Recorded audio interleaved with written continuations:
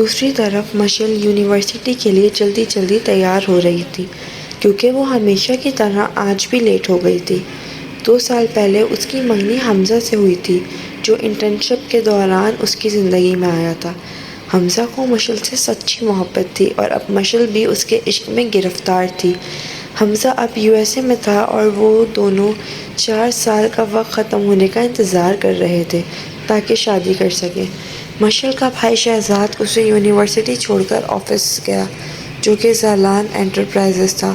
وہاں پہنچتے ہی ہر طرف افراتفری تھی۔ حاشر زالان کے کمرے سے چلانے کی آوازیں آ رہی تھیں۔ حاشر ایک 55 سال کے بزرگ ملازم یاور پر غصہ کر رہا تھا، کیونکہ ایک غیر قانونی سامان کی چیکنگ میں لاکھوں کا نقصان ہوا تھا۔ حاشر غصے میں باہر آیا اور عمر کا لحاظ کیے بغیر یاور کو بے تحاشا مارنے لگا۔ شہزاد سے یہ ظلم برداشت نہ ہوا۔ وہ فوراً بیچ میں آ گیا۔ سر، جو بھی ہوا آپ بیٹھ کر بات کریں، آپ انہیں اس کام کی سیلری دیتے ہیں۔ ان کی عمر دیکھیں، آپ ایسے ہاتھ نہیں اٹھا سکتے۔ حاشر کا دماغ خراب ہو گیا۔ تمہاری اتنی اوقات ہے کہ میرے سامنے بولو؟ حاشر نے شہزاد پر ہاتھ اٹھانا چاہا، لیکن شہزاد نے فوراً حاشر کے منہ پر ایک زوردار تھپڑ مارا۔ آفس میں سناٹا چھا گیا۔ حاشر آج تک کسی نے ہاتھ نہیں اٹھایا تھا۔ کچھ لوگوں نے چھپ کر اس کی ویڈیو بنا لی۔ گارڈز نے شہزاد پر گن تان لی۔ حاشر نے اسے پاگلوں کی طرح مارنا شروع کر دیا، لیکن اسسٹنٹ نے حاشر کو روکا، کیونکہ باہر لوگ ویڈیوز بنا رہے تھے جو میڈیا پر وائرل ہو سکتی تھی۔ شہزاد نے اسی وقت اپنا استعفیٰ لکھا اور وہاں سے چلا گیا، کیونکہ وہ اپنی عزت پر حرف برداشت نہیں کر سکتا تھا۔ اگلی صبح وہ تھپڑ میڈیا پر وائرل ہو چکا تھا اور حاشر زالان کا غرور خاک میں مل رہا تھا۔ سارا حاشر کی آنکھوں سے غصے سرخ تھی۔ اس نے چلانے کے بجائے خاموشی اختیار کر لی، جو کسی بڑے طوفان کی علامت تھی۔ اس نے اسسٹنٹ سے شہزاد کی پوری ہسٹری مانگی۔ 5 منٹ میں فائل میز پہ تھی۔ فائل میں اس کی نظر مشل کی تصویر پر پڑی۔ یہ کون ہے؟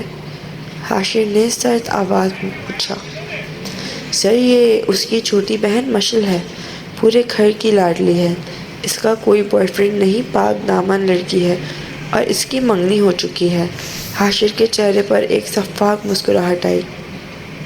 اٹھا لو اسے۔ آج رات 8 بجے وہ مجھے میرے گھر میں چاہیے۔ شام کے 4:30 بجے مشل جیسے ہی یونیورسٹی کے گیٹ سے باہر نکلی، اسے اندازہ بھی نہیں تھا کہ چند گز کے فاصلے پر اس کی زندگی کا سب سے بڑا طوفان کھڑا ہے۔ 2 سیاہ شیشوں والی بڑی گاڑیاں سڑک کنارے پر، اس سے پہلے کہ مشل کچھ سمجھ پاتی، 2 نقاب پوش سیکیورٹی گارڈز تیزی سے آگے بڑھے۔ ایک نے مشل کا بازو دبوچا اور دوسرے نے کلوروفارم سے لت پت رومال اس کے منہ پہ رکھ دیا۔ مشل کا بیگ ہاتھ سے چھوٹ کر سڑک پر گرا۔